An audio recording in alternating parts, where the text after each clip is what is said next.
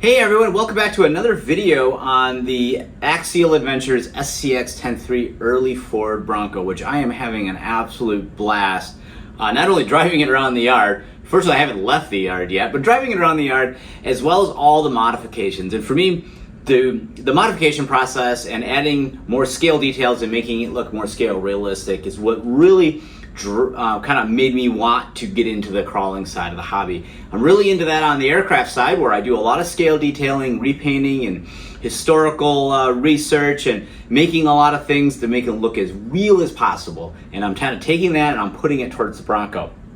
I also wanted to thank everyone for a lot of their kind words and being really welcoming into the crawling community. This is my very first 110 scale crawler, and I've posted a number of videos on it already and some pictures on Facebook, and the response has been very good. So I really do appreciate how welcoming the community has been. But I had a lot of questions on where I sourced some of the modifications and kind of how I did some of the modifications. So I thought I would take this opportunity and do so. There'll be a two-part to this. The first one is just kind of where I source the things and kind of what I've done. And the second one is actually a little bit more on the how-to, which we're going to talk about how I did the shock position change on here, which lowered the ride height. So, all right, we're also going to start with the first thing I did was I took the hood scoop off, right? And I had a few people ask on how do I do that. So if you take the body off, so you take the clips off, and by the way, clips are already off because I'm going to get ready to flip it over for the next video. And if you hang the clips off the shackles or off the little eyes that stick off the bumpers,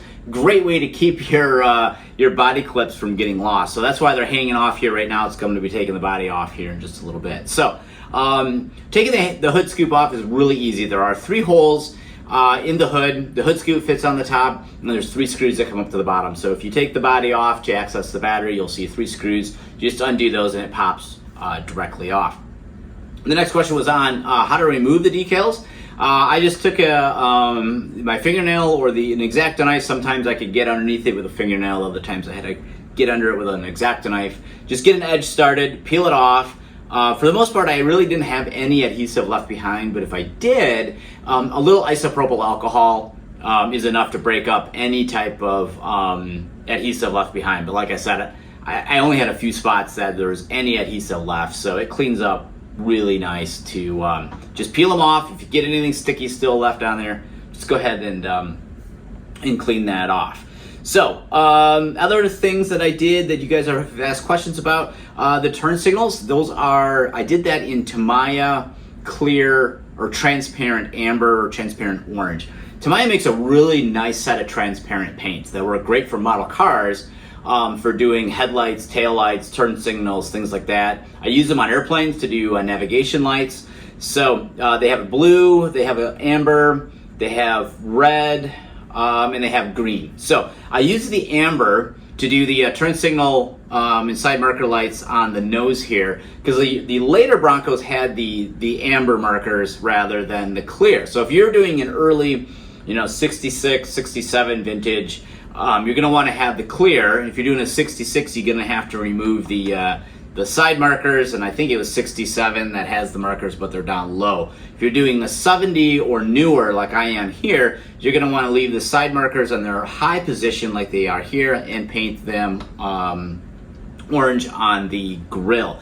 Another thing that has been changed since the last video I did is the Ford badge is now done in red paint, because I realized that after I did it in silver that the Sports actually had the Ford badging done in red and not silver. So if it's a non-sport, it's in silver, and a sport, which this is because it has a sport badge here on the side of the fender here, you have to go with the red Ford badging out front.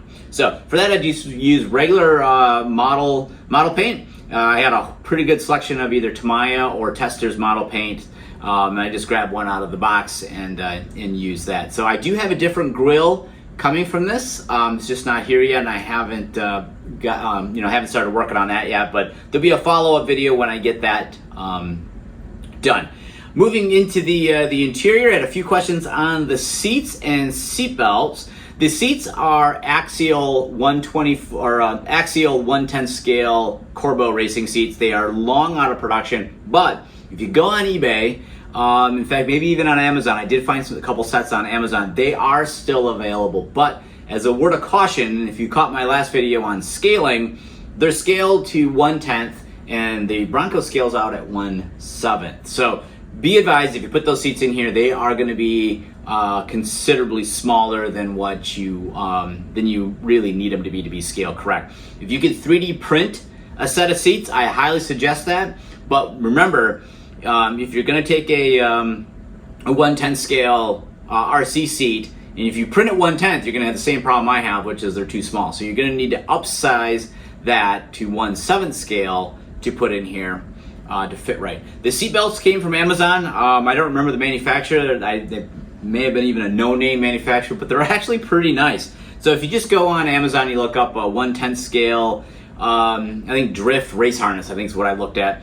And there's multiple colors available. I went with the red because red's going to be an accent color throughout. It's going to have the red sport badge on the side, the red Ford oval. It has the red shackles, which also came from Amazon. They're just a generic set of shackles.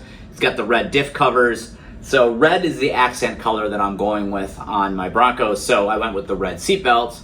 Plus, all the cars that I've ever worked on, full scale cars, I always put in red harnesses. So that's a pretty common setup for me to go with. So I continued that through with my Bronco as well. The driver figure is new, and that is a 8-inch tall figure that is unfortunately too small for the vehicle. It fits the seat very nice, but it's really too small. The person should be about 30% bigger. Look for about a 9-inch action figure if possible. That would scale correctly. But be known that this interior is kind of shrunk up a little bit in terms of its height because it's got to house the battery and the receiver, speed control, servos, everything underneath here. So the floor is kind of raised up a little bit more than it really would on a real Bronco. So if you put a 9-inch tall individual in here, his head may be really close up to the roll cage. So getting a figure that's correct for this is going to be very difficult. This figure I think is going to be fine for me because I'm going to kind of say, well, I'm a very small individual and I look ridiculous when I drive bigger vehicles, so it looks like I'm too small for it. Therefore, he scales probably pretty correct for me. So that's it in terms of kind of the modifications that I've done cosmetically to it so far. I did want to touch on one last thing here that I did learn in the process of working on this. I did call this Wimbledon white because it did look like it was more Wimbledon white than kind of a bright white. And I checked a couple different shades of whites that I had available to me, both in model paint and spray paint, and they're all like what I consider like a cool white. They're more pure white or bluish white, and this is more like an ivory white, which made me think, wow, Wimbledon white, that's a real Bronco color.